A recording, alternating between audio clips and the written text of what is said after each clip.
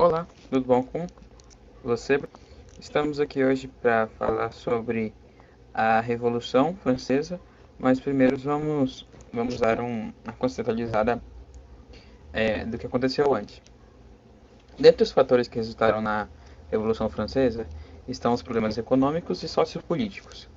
Na década de 1780, a produção agrícola, base da economia francesa, sofreu com problemas climáticos, o que acarretou a más colheitas, aumentando o preço dos alimentos e causando subalimentação e miséria em grande parte da população. Também teve uma crise manufatureira em decorrência de um acordo que foi feito com a Inglaterra, chamado Tratado de Eden-Rheinval, de 1786, que aceitou impostos menores para os produtos manufaturados ingleses em troca de menores impostos para o vinho francês no mercado inglês. O resultado foram falências e desemprego.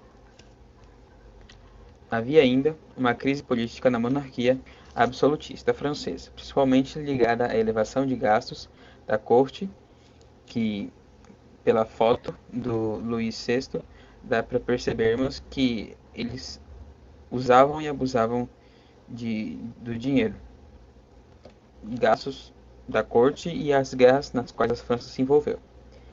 Frente a isso, o rei Luís VI convocou a Assembleia dos Estados Gerais para conter esses problemas, desde 1614 que essa Assembleia não era convocada. Ela era formada por 3 estratos. O primeiro era o clero, o segundo era a nobreza e o terceiro era o resto da sociedade, os burgueses, os comerciantes, artesãos, trabalhadores assalariados.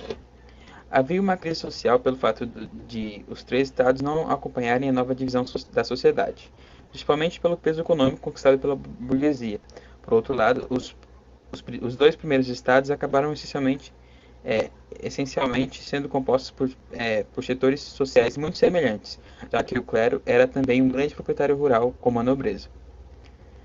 A população camponesa já não suportava mais os pesados impostos que eram obrigados a pagar a nobreza e a igreja.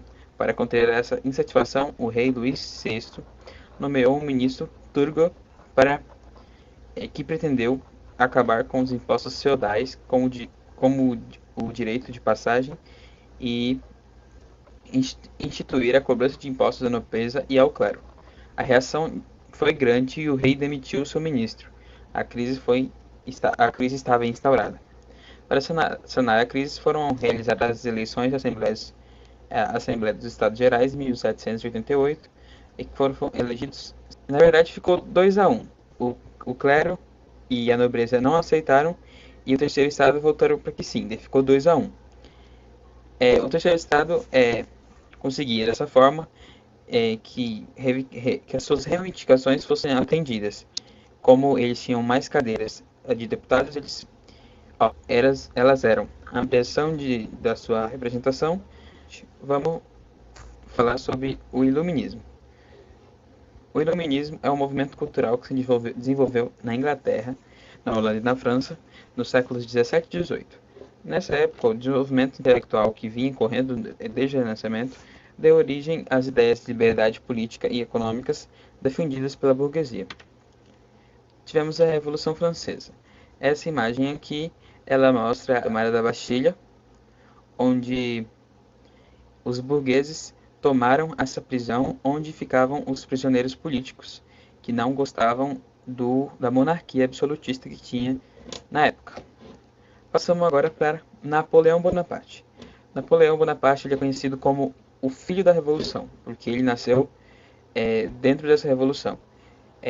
Ele era o comandante do exército da França, e como ele era bastante apoiado pela população, fins de 1799, o general francês Napoleão Bonaparte, aliado a outros líderes, assumiu o governo da França em um golpe de Estado. O processo revolucionário, iniciado em 1789, começava a tomar novos rumos.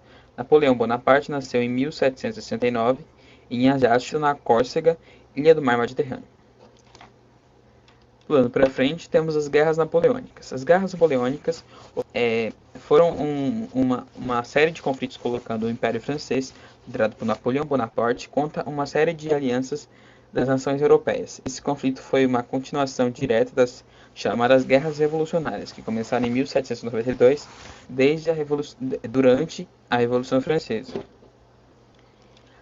E pulando mais para frente, tivemos a Batalha de Waterloo, que aconteceu em 18 de junho de 1815. Foi um confronto militar que ocorreu perto de Waterloo, na atual Bélgica, então parte integrante do Reino Unido dos Países Baixos. Esse confronto marcou o fim da Guerra dos 100 Dias e foi a última batalha de Napoleão. A sua derrota terminou com seu governo como imperador. E muito obrigado por assistir, e por hoje é só.